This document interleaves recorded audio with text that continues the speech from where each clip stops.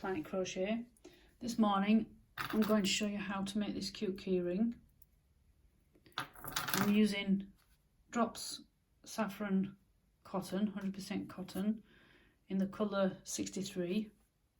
I have other cottons. I have, as you can see here, I have lots of little balls that's left. That's not this cotton. I've got some others off camera. And to make the pillow, you will need 2 pieces, identical size and width. One, you just have little tails on. One of the pieces, because it doesn't matter which is front and back. One, leave a good length, because you're going to hand sew all the way around with your darning needle. And to start, you need 13 chain. The one on the hook doesn't count. You need to miss one and put a double crochet. This is UK terminology all the way through the video. One double crochet in each of the chains left after you've missed the first one. So you will have 12 stitches at the end. I'll do this to the end and I'll come back. That's what it looks like at the moment, little curly tail. And this is where I say stitch marker is optional. In your first double crochet, place a stitch marker, and then you won't forget that stitch. And you want to make sure you have 12 stitches. And you need to do this for 9 rows. So that was row 1. Make another 8 rows, and when you fasten off after the 9th row, both tails should be on the same side, like that. There's the beginning foundation chain. Your first row goes right to left, and when you've done 9, your finishing tail is on the same side. I'll do this one off camera and we'll come back and I'll show you the next bit.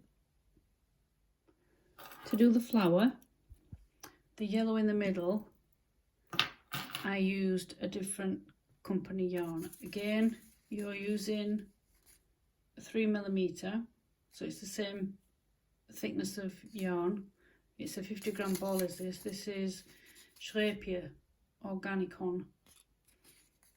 It's vegan, 100% organic soft cotton, and it is soft. I wouldn't use it for the body because I want something a bit more robust. You could, but I personally, I do like the drops because it's quite stiff.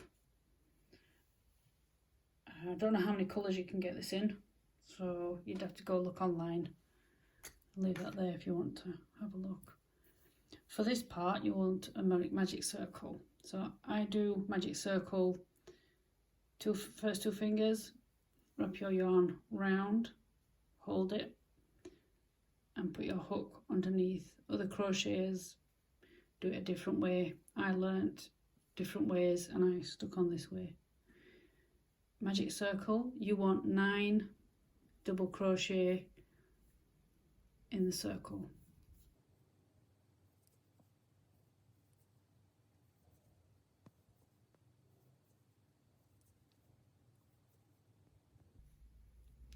You can pull the tail a little bit. I won't do it too tight at this moment. 2, 4, 6, 8, 9. Join into the first, do a slip stitch into the first double crochet. Chain 1, again that gets you to the height of your stitch. And where you joined, you want 2 double crochet. It's a little bit tight. That's why I haven't pulled the tail in the middle tight yet. I'll do that afterwards. And then you want 2 double crochet in each of the rest of the 8 stitches.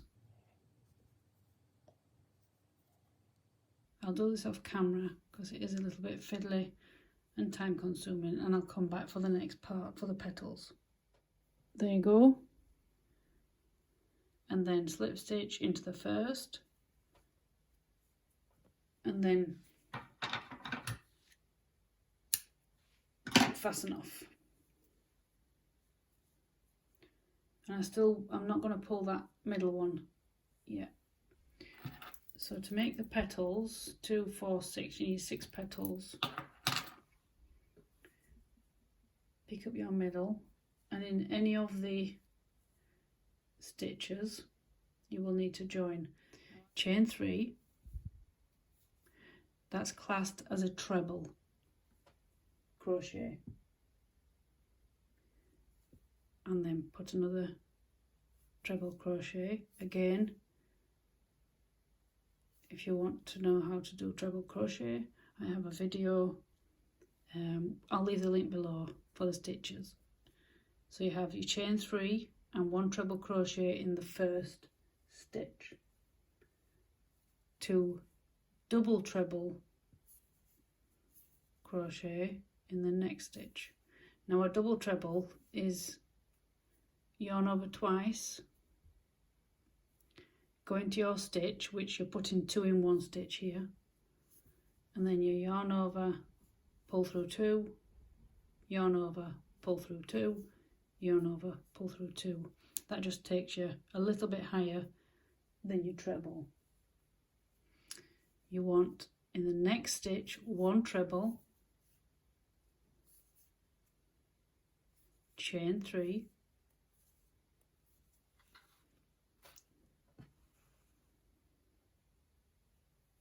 and you're going to slip stitch in the base where you've put the treble.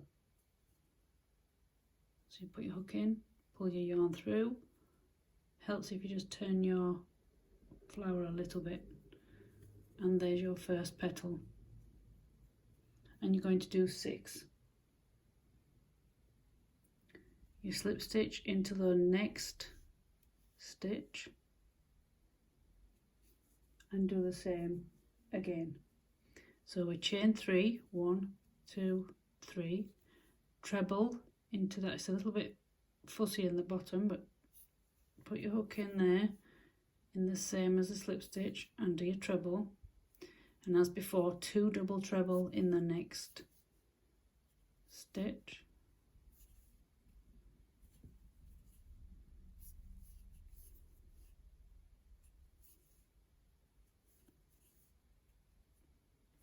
one treble in the next stitch,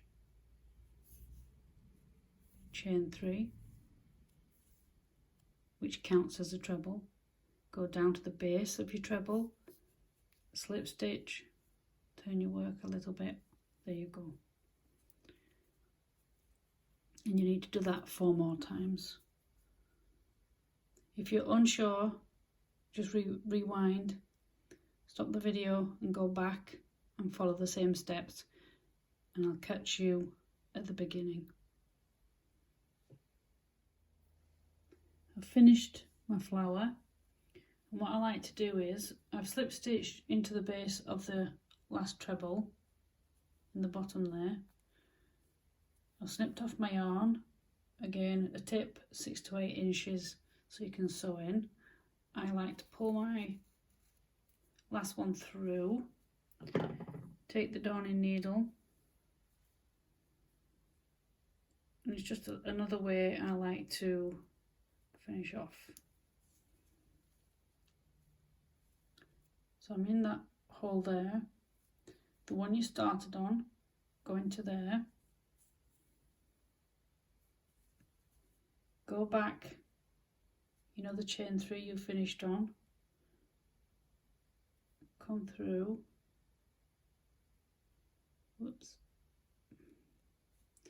and it just saves having those knots that you have when you that you have when you finish off. Do you know, this would normally work, but because I'm doing it on camera it's not going to work today. But it's just a tip I like to do. And with a needle you can be more precise, and with a hook sometimes it makes the hole a little bit bigger. And then I'd go back to the last slip stitch, and it just saves you having knots here, and then thread it through how you weave your tails in. So that's the flower. Whichever way you're going to have your pillow, you know, the inside and outside, just make sure you've sewn your tails on the inside, because you don't want those coming out. Anyway, take the piece of pillow without the long tail on, and then you're going to attach your flower like this. So as I've said, I've knotted the two yellow together, and I will take one way one and one way the other, and because it's going to be on the inside, is you know, you can make knots as much as you like. So put that as central as you can, or as you like, and then, as I said, you can use these natural holes, and it'll put a bit more yellow in as well. So take your time sewing your flower onto your front of your pillow, and then I'll come back and we'll do the stuffing and rest of the sewing. And because we knotted at the back the two yellow pieces together, I've gone with one way, and now I've picked up the other one. Just going to go through the back and then come back through one of the holes, and then you can go the other way. So one strand went that way and it's at the back here, and I've picked the other one up because you want to be able to knot it at the back, and then you know it's secure. And that's all I've been doing, is going through the natural holes here, come through the back to the front,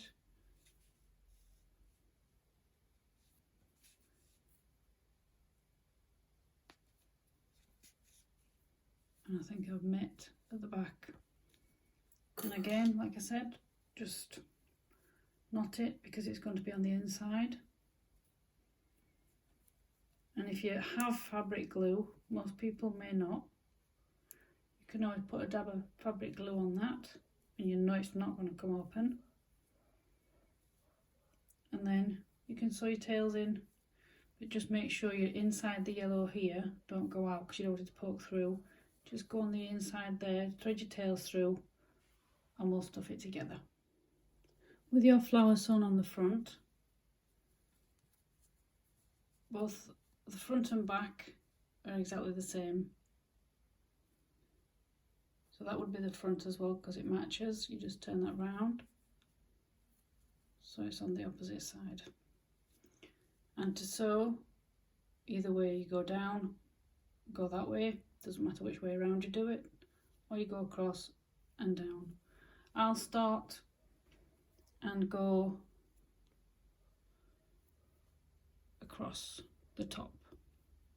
So you want each stitch, each one of the 12 to match up, and then you'll end up in the same space here.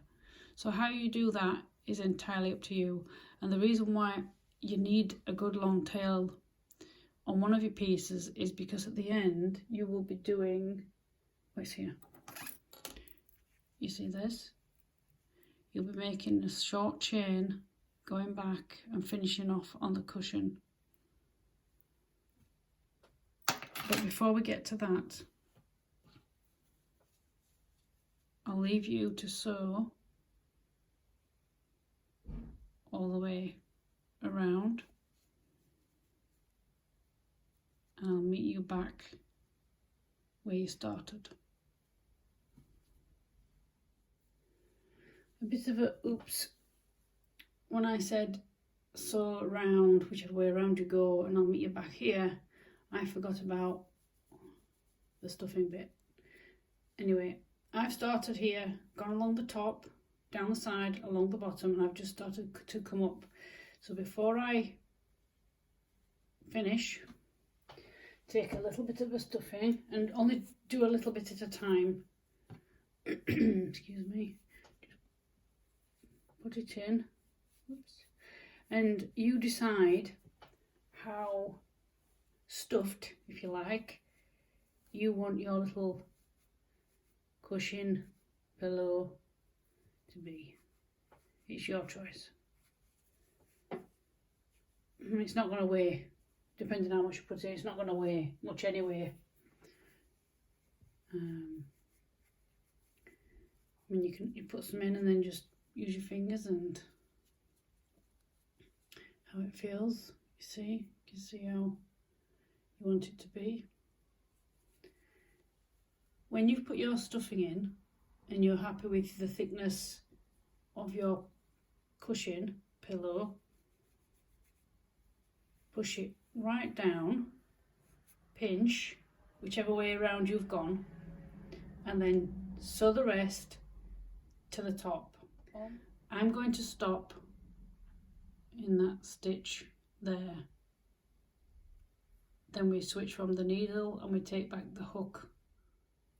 There you go, I've finished. Took my needle off. Now, because I've finished on the front, you may finish with your yarn at the back.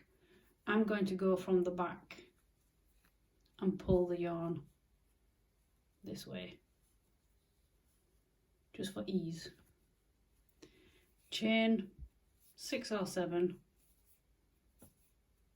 4, 5, 6. Take your keyring and you want to put a double crochet